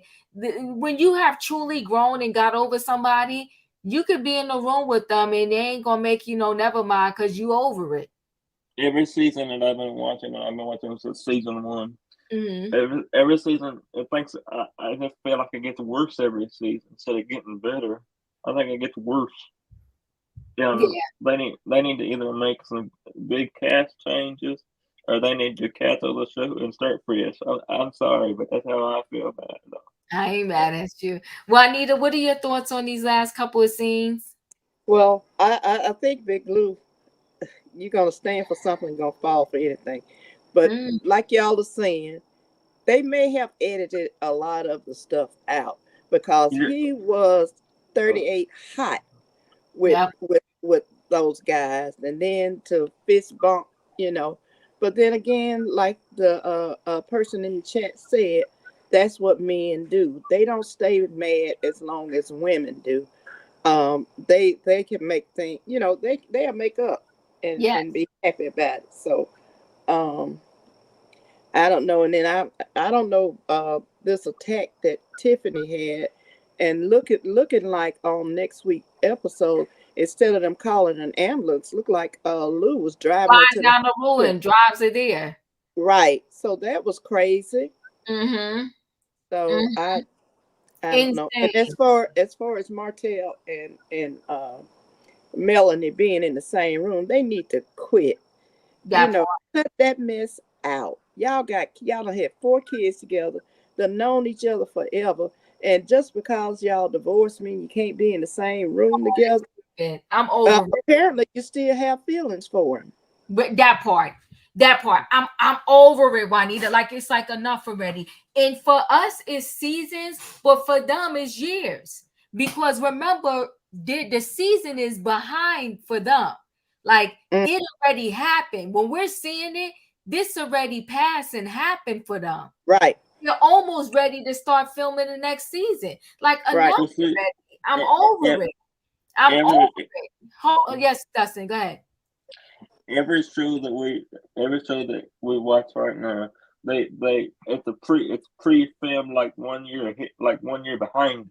So everything that we see is 1 year behind what actually is going on. We don't see what's going on now to the next season. Right. Like I'm over it though. Sharita said, hello, Diva. Getting off the subject, there has been a pow in Richmond, Virginia during the graduation. Was it a high school graduation or was it a college graduation? That's sad. I'm gonna look it up when I get offline, but that's so sad. I'm tired of these things too. But see, there's so many unstable people in the world. That's why I am not in agreement. This is me though. I am not in agreement with everybody being allowed to have a pow. I'm not. But that's me. I'm not in agreement. Oh, high school. Ay. Were people hurt? Ay. This is sad. Robin, what are your thoughts on these final scenes? I'd like to take a step back and speak about Melody leaving the event when Martell showed up. Again, we aren't 100% clear about the timeline, but I really respect and appreciate the fact that she said, I'm not doing this. And I put in the chat, Iyanla Vanzant says, save yourself. Mm-hmm. She was not willing to put herself in a position to be negatively impacted. Whether or not she stated that party was going to make the party or break it, didn't matter. So I applaud her because quietly, but not, I've done the same thing. I'm like, oh, they there? I'm not doing this because I need my own peace. Now about the show, I would like to just sum it up by saying, I think that Tisha and Marsau are posing, fake, and probably on the broke train. You remember that video that came out maybe last year with the little boy doing his math assignment? He's like, Jaden got $1, a quarter, and da-da-da. How much money do Jaden have? He said, Jaden broke. That's what that reminds me of. My biggest reaction to this entire episode is focused on Maurice. And I know that I will say that there is a degree of complicity that Kimmy brings, but her complicity as relates to their history pales in comparison to their current state of being. I don't like him, I don't respect him, and I don't trust him. He is a lazy mofo. He does not care about anybody but himself. And who Dustin said that he hopes their marriage, he thinks their marriage will not survive. We do know that statistics say that more often than not, when they have these kinds of situations, these unions do end in separation. I will say though that Kimmy will not lose face, but she will stay in a horrible situation, pleasing this man as much as it may hurt her emotionally and physically. And that's it. I'm just glad that you're back. I'm glad to be here. And by the way, I didn't know I was going to be so activated tonight. We like you activated. Well, hold on one second. Carrie said it was a college pal. She lives here in Virginia. ECU? Oh my God. Yeah. Did 7 people get hurt? This is sad. I'm gonna have to look this up. That's so sad. It's like sorry. This is what we have done. I'm going to say this. I have my own personal conspiracy theory started with people being concerned about being inside because of the pandemic. And I was like, why are you bugging out? Y'all been training to be inside for a long time, and you've been paying to get trained. You've been trained by Uber Eats and Netflix and all those things, and Walmart, and everybody makes you stay at home. That we figured out how to do that. And now people are afraid to go out because of all the violence. I don't know what's going to happen in society. I would love it if the pals were eliminated, that they were made illegal, unless until that is I think the first step to happen. But it's scary. It is scary. And I just pray for the entire nation, all of our people. I'm hoping for peace. I wish people understood how to resolve issues and problems without going to the ultimate step from which you cannot come back. Yeah, I know. So Carrie, you said you live out there. What's going on? Yeah, I live in Smithfield, Virginia, and as a matter of fact, I'm in a group chat, like a lot of females. Not like I'm in the almost 50 club. I'm 48, and so I'm in a group chat, and somebody just posted it because my girlfriend, she lives in New Kent, Virginia. I'm not sure if anybody knows where that is, and they just posted it. There was a shooting. I mean, pow. I'm so sorry. No, you're fine. And at VCU. So that's all I know. I didn't respond, just kind of trying to process that because I live really, really close to the pow where the 6-year-old shot the teacher. My youngest son went to that school as a child. He's 22 now, but but yeah. So and then I also live really, really close. I'm like 20 minutes away from the Walmart pow that happened here as well, where where that whole thing happened in the break room where the guy kind of got frustrated and locked the door, and that whole thing went down. So yeah, so I'm not sure who got hurt, or I just know that she posted it in the chat. Yeah, Chi-Town just sent me the information. I'll look at it later. Listen, guys, it's so sad. There's so much going on in the world.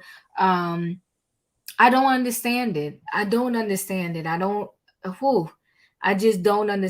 don't understand how so much is going on in your life, but you decide that you gotta go in other people's lives. I don't know. I just don't get it. It's just super, super sad. Let Go me ahead. say something. It's very sad, and very sad the way this country has changed over the past several years. It's getting to be almost like hell on earth, and I don't like to say that, but it's honestly true. This country is going to it's not going to last much longer. I'll say this. I was just talking to my granddaughter. Well, I have two grandchildren, 10 and 4. And there was we pulled up to a Baskin Robbins this weekend, and it was about between 15 and 20 young ladies standing outside, and they were all her age. I couldn't believe it. And she's 10, and they looked anywhere between 16 and 18, and they were fifth graders. I was like, I'm like, they're not your age. She was like, grandma, they go to my school. First of all, they're fifth graders, so why are they out here by themselves? But that's another conversation for another day. So I was just talking to her about how to discern and or recognize or sense, when friendships and when danger is around and who to hang around. And so as people started to pull up, like people wouldn't even get out of their car because there was so many of them. And so I cracked my window a little bit and I heard the word fight. So they were getting ready to like go off. Like that's what's going on, So it's not just in the schools. So they take this same attitude, this same behavior, like out into the community, into residential areas, into people's businesses. Because when I finally got in the car, I wasn't afraid. I did eventually get out of my car, and there was a young girl standing alone by herself. I could tell that something was going on with just her. And I did ask her, I said, "Are you okay?" And she said, "Yes, ma'am, I'm okay." And I wanted to know if like she needed to call her parents. Um, and I do believe in this when it says that, God will always give you a way of escape, because I wanted to know if she needed to call her parents so that she can get away from whatever the situation that was going on. And she said that she was fine. So I walked in the store, and these young girls were being so belligerent. But inside the store, there were teenagers working. So what can they do about it? They can't do anything about it. Mm-hmm. Because those girls might have jumped on them. So it's a shame. It's a shame what's going on in the world today. And it is. It really is. A lot of people are not getting the very basic thing that they really need. Somebody who cares about them and loves them. Yeah. Yeah. And I couldn't get them all, but I was just like, "Are you okay? Like, do you need to call your parents? Because if you do, I'll stay here with you, and if they need to come and pick probably you have up." a parent home that kid. I mean, what is a 10-year-old doing somewhere by themselves like that? Thank you. So it's just very sad. We're about to close this thing out, y'all. Thank you. Thank you. My mod, love you. Listen, guys, we're about to close this thing out. Because I'll be back tomorrow for trending topics. And I want to say this as we close out. I recap these shows, but I also feel that sometimes there's greater lessons to learn from the different scenes that we see when we watch these shows. And I think the greater lesson to learn is that, life happens. But I always, in my family, it's like once you have a child with somebody, you connected with that person for life. So you got to figure out a way. Nobody's saying y'all got to be besties, but you got to figure out a way to get along with the get along. Why? Because you have children with that particular person. Also, be careful. You're never going to know 100% about anybody. But be mindful of who you marry and don't ignore the red flags, because the red flags will drown you later if you ignore them now. The red flags are going to come back to haunt you. I promise you that. And I like Kimmy a lot, but Kimmy know what she signed up for. And that's why she turned over and faked it for the good of the marriage. Because she knew that's who she signed up for, Maurice. But Maurice, if you're listening, get your life together. This is your wife. You got a good wife. She seems like a really nice person. She's hanging in there with you and your son.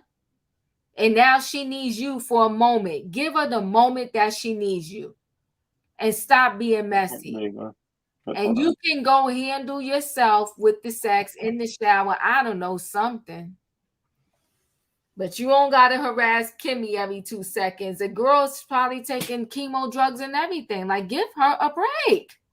Okay? Red flags is intuition. I'm trying to tell you. They're trying to help you out. It's God or whoever you believe in trying to let you know, is this what you want? Anyway, guys, I'm closing out 60 seconds, and I mean 60 seconds of final words. Emmanuel, what's your final thoughts?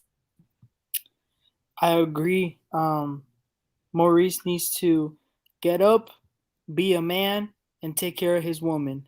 Yes, amen. Big Glue, he wasn't going to do anything. That was all for show, and I think he knew that his wife was wrong. He was just doing that for the cameras. So, like I said in the beginning of the episode, I stand with Martell and Marsau because Tiffany was wrong. And I didn't get to say this. I just want to say it real quickly. Mm-hmm. I disagree. I love Mel, but I don't think she should have gone up and left, because you guys have to remember, this is their work.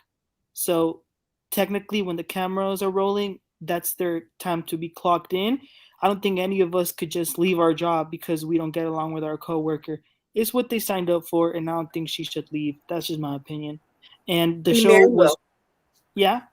Wait, let him finish. Let him finish, because we got 50 seconds. I'm closing out. Go ahead, Emmanuel. I will say the show, this episode, it was really hard for me to watch. It was very boring. It was like watching paint dry. So I think this should be the last season. Well, you know what? We got to address this later on, because I'm going to close out. The thing is with these shows, when it's too much drama, y'all want a perfect storm. And that rarely ever happens, right? If it's too much drama, everybody's like, oh, that's too much. They're over the top. Then if it's an even show where they're showing the baby shower and a kumbaya moment and people saying they're about to move from their house to apartment and all that, y'all like it's boring. What do y'all want? I'm okay with the drama personally. Mm-hmm. That's why I watch it, to be honest. But all right, so you're okay with the drama. I got you. All right, thanks, Emmanuel. Carrie, what are your final thoughts? To be honest, Steve, I didn't even watch it. I ain't mad at you. A lot of people are no longer watching it. It's not that I'm not gonna say I'm over it, because it's kind of, I didn't watch it because it's predictable. That's why I didn't watch it. I can pretty much tell you what happened, and I didn't even watch it. Like, I know what Mel and Martell, they kind of still going through the same old I love you, I hate you, I love you, I hate you type of thing, just for the cameras. But I know that in the background they're getting along. You know what I'm saying? Right. And then with Lou is like playing it up for the cameras, and you know what I mean? I do. Type of thing. So I agree with everything that the last person just said, and I'll just sum it up that way. All right, sounds good. That's your final words. Your final words can be on anything, even if it's not about the show. I just gonna say I love this. I enjoyed the live, and I see you guys tomorrow on the next live. Love you, Diva. Love your channel. Love you back. Thank you, Dustin. In my opinion, your final thought. And the show needs to have a shakeup, or like I said, they need to cancel it. I'm sorry. That's how. I got you. In my opinion, your final words.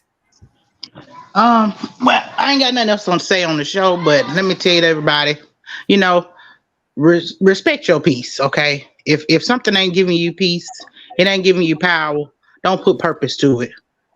Give your, let me tell you something. We put purpose into too many things that don't give us no peace. So everybody, you stay safe, stay blessed, always stay prayed up. God is real. Amen. Thank you. Nikki, your final words? I have two things to say. First off, for all this time that I've heard all the bloggers or whoever talk about this show, I thought that this show was being filmed in Huntsville in Texas, which is like probably an hour from my house. It's like, I could never understand. I'm like, how come we don't hear about these people? And then who the hell is entertained by these people that live in the country with the cattle? I didn't get it. And then I watched, what's that man's name? He's real thirsty. What is his name? He used to produce Atlanta. King. Oh, Carlos King. And he constantly talks about this Huntsville show. And I'm like, I still didn't get it because I'm like, it's in the country.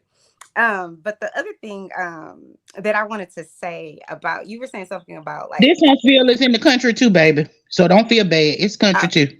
Oh, okay. Diva, I think we were talking about this yesterday, and I think tonight about like why reality TV, like what you just the dynamics you were just talking about with no one's ever like happy no matter what the producers give us. I meant to say this last night. I've been watching the Kardashians since I was like, I think 22 or whatever age I was. And I don't love all of them. However, they have the secret sauce. And I think the biggest secret sauce is everybody plays a different role. They all know each other. Remember I was saying yesterday when the Atlanta people started, Kim, Sheree, Nene, they were all friends. They all knew each other. I think that's what happened with the Kardashians, because here we are 20 years later and they on season, I don't even know now, 98. They're on season 3 on Hulu. Well, but I'm saying they already had like 20 seasons or 24 seasons prior to that on E. And I'm just like, why aren't y'all taking a note out of their book? Because they are winning. Regardless if you hate Kim and them and their fake bodies and all that, at the end of the day, they have figured out, them and Kris Jenner. Because I feel like Kris Jenner done been here before. Like she's a vampire. But I say take that model. Ask them what they're doing, because they move off a whole nother network and still killing the game. So that's all I'm saying. Sorry. Well, can I ask? Hold on, Dustin, because I'm closing out. Hold on, please. Nikki, we're going to have this conversation added on to a trending topics, because with the Kardashians, that's a unicorn. That's a whole nother story in and of itself. In they're family oriented, and they have control drama for when they want the control drama, and people are fascinated because they're uber rich for real. It's a different ball game with them. It's a different ball game. And I will say this, Kris Jenner, I am definitely one of those. I'm on this page with you. Kris Jenner, no matter what you want to say about her, she do have the blueprint. She's a genius. She is. Who said that, Emmanuel? Yeah. I agree with you. I agree with you. She is. Because if you know the story, when she got with what is the tennis player's name? Bruce Jenner. Bruce Jenner. When she got with Bruce Jenner, he was broke and so was she. And so what she said was, she noticed the whole way she started, she didn't start with her kids. She started with her husband, Bruce Jenner. She said people kept calling him to do speaking engagements, and he wasn't really charging any money. And this is back in this day. She said she made a 3-fold pamphlet, and she started managing everything and getting him more money for the speaking engagement. And it started there. Just that simple. That's where she started, and look where she's at now. That's it. That's all. Can I say what? Yeah. I was going to say one last thing about that. I just think it's something else that happened. You remember that show Friends? And remember, this was like in the 90s. And I think the difference with the Kardashians is this. Yes, they're special and they're a unicorn. But I think the difference is no matter what, they are playing all of us. So like as much as they fight and have these drama back and forth, at the end of the day, they're all like, but we getting this check though. How do we get to the money? And I feel like that happened with Friends, because Friends was like, y'all gonna pay us $1 million per episode, and we all gonna stick together, or we all gonna walk out. And they paid them their money. And I feel Collective like with bargaining. the reality TV, they're just not getting that part. Like the cast and the right. But producers. here's the thing though. Like I said, you know what? We're gonna do this on trending topics because I must say this and throw this out on the ground, and we'll pick it up on the trending topics. I'm gonna say, I'll use the word major. A major problem with Black people, we always plucking each other's eyes out. So if for us to come together on any given show or any given platform and say we're gonna hold out until we all get the same paycheck or the same amount of money, if they come to Diva and say, you know what, Diva, but you the girl, how about this? We'll give you 1.5 million. Just shut up and do your thing and let them do whatever they're going to do. And then you know what happens? Diva breaks the code and takes the money. I use myself as an example just to give you an idea. You will always get a Black person who will be standing for the cause, and then they get sold out for a nickel. Exactly. But Diva, you know what happened? What? You know what happened, Diva? What? Your girl was the one who sold out. Who? That was your girl. And when you find out that some of the girls on the Housewives was working for free. Oh, I know that. Well, that's his. I'm bringing that up. Because some of them was working for free. That's why some of them couldn't get paid. They were never going to raise their salaries. With some of them was getting paid $1,000. Some of them, you know what I'm saying, like $200. Let me tell you this, because I got 4 minutes and I really want to close out, but we're going to bring this up in the trending topics. I want to say this though. I know everybody is like Nene. But when Nene was on top, all she cared about was self. Now, if we're going to have the conversation, we got to have the conversation and tell the truth and shame the devil. I ain't talking about Nene. I'm talking about Candy. It's all the same. Listen, we'll come back. We're going to pick this up. We're going to pick this up on the trending topics. But I also want to say this, though, too.